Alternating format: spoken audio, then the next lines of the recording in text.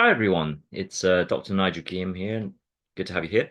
I'm the lead GP training program director of the St Mary's Scheme and course director for Mentor MRCGP.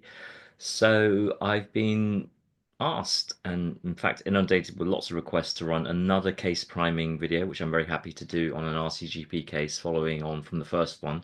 I'll post the links to the first one in the comments below on the YouTube channel. For those of you who don't know me, I've been a TPD for about 18 years. I've been teaching for the MRCGP for I guess now well over 20 years. And specifically, what we're going to be doing today is just revisiting why case priming is so important.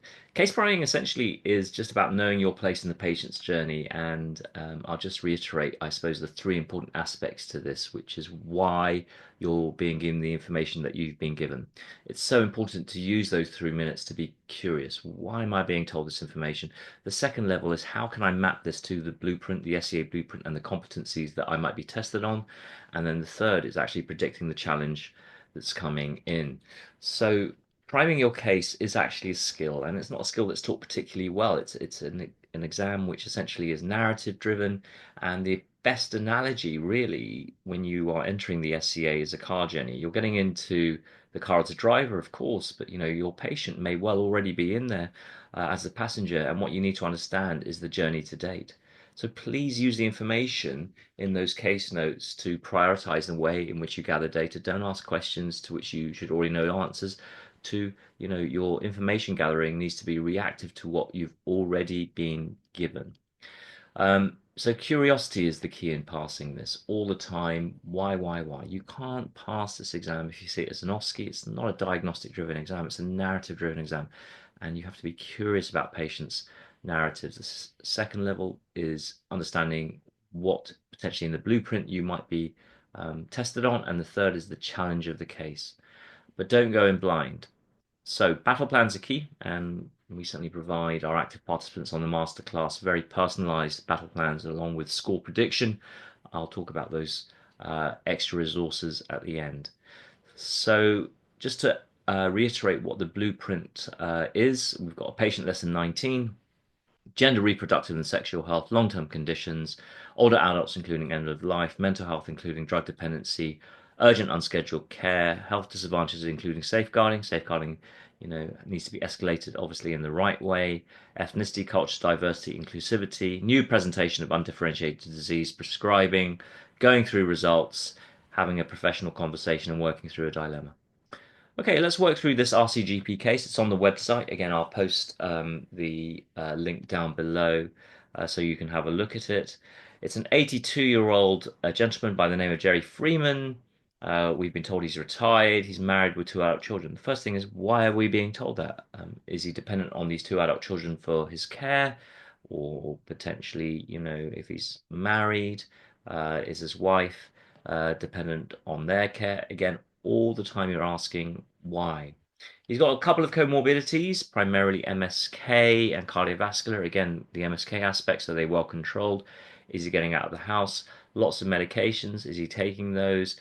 Blood tests from 2 months ago, and we've been told a creatinine clearance. Why are we being told that? Because we've got three drugs that are potentially dependent on good creatinine clearance, ramipril, frusemide, apixaban. So again, why have I been given this information? He submitted a photo earlier that day. Okay, so we've got a petechial rash, an undifferentiated petechial rash. So a clear passing candidate would use this information immediately. They wouldn't just go, Jerry, hi, how can I help you? They'd be going, I can see you've submitted a photo today of a rash. Is this what you wanted to talk about? So showing the examiner, showing strategy, your place in that patient's narrative. So when we start looking now at the clinical experience groups, an undifferentiated petechial rash, given what we've just primed about, what potentially might be related? We have Mr. Freeman on a blood thinner. So is this going to be about prescribing? It's new presentation of undifferentiated disease. And if you have seen the first SCA case priming video, you will recognize that the algorithm is 9 and 6. So anything that's presenting as undifferentiated disease, we are going to be assessed on some form of risk assessment, and that could be risk escalation or risk containment. So urgent unscheduled care always comes into this. So I would definitely say 10, 9, and 6, plus the older adult at this point as well, given the fact that we've been given fundamental information about this patient's circumstances. I guess the question really is, we've been told that he's married. What are the social circumstances behind that? Is his wife dependent on his care? And if that's the case, and we have to risk escalate, is this someone who will be able to leave his wife? Are his adult children able to help if this is going to be the direction of travel?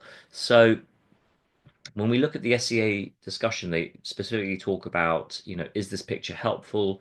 Potentially, what are you thinking in terms of this differential rash? What information would you need to establish the cause of the rash? So you would want from the outset to be sharing your thought processes, but also eliciting what the patient thinks might be causing this rash.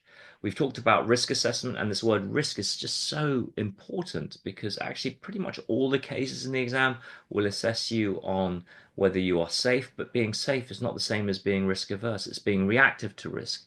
We'll be doing a video on this later on, but essentially you have to come down on one side of the fence, serious or not serious. If it's not serious, then you want to be able to risk contain this without over escalation unnecessarily, no unnecessary blood tests or referrals. But if it's serious, how serious in terms of urgent unscheduled care? Serious enough to warrant admission, maybe, or maybe serious enough to warrant urgent review with urgent investigations because you need to exclude anything that potentially could progress. They talk about medication here. So we talked about apixaban. They've talked about his concerns and priorities, social situation, and how to support his wife. And we were given information that might allude to that in the case notes. Why are we being told he's married with 2 adult children? So the purpose of this case was to recognize a particular rash, the need for urgency in arranging investigations, the safety of continuing long-term medication, and empathic consideration of his home situation with suggestion of solutions that might help. So looks like again there's going to be potentially some negotiation aspects in this exam in a patient who needs to be risk escalated. They may not want to be risk escalated. So hopefully you found that useful. Case priming is so fundamentally important. Your exam starts as soon as the 3-minute timer goes off. You've got to use those notes strategically and in context. If we have a look at some of our top scorers that have come through recently, Clarissa highlights that actually specifically every station had some second element to it.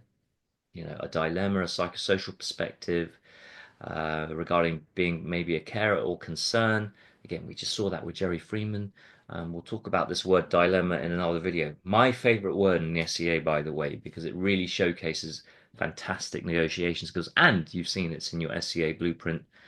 And if you want to forward your pass, optimize a good score, and I'm not talking just about in the 70s, I'm talking about, getting out of that zone and, maybe potentially becoming a top scorer, then, do consider joining us on the masterclass because we can give you score prediction, as you can see from some of these testimonials. And it's really important, it's important that you understand how this exam works and you get the clarity, strategy, and feedback that's actually required. And it has to be objective. That's the key. If you haven't seen some of these case studies of top scorers, can I really advocate and encourage you to do so because they're not generic. Top scorers have a certain skill set. They play to strengths, either in data gathering, clinical management, or relating to others. But ultimately, you've got to have a strong start to your story.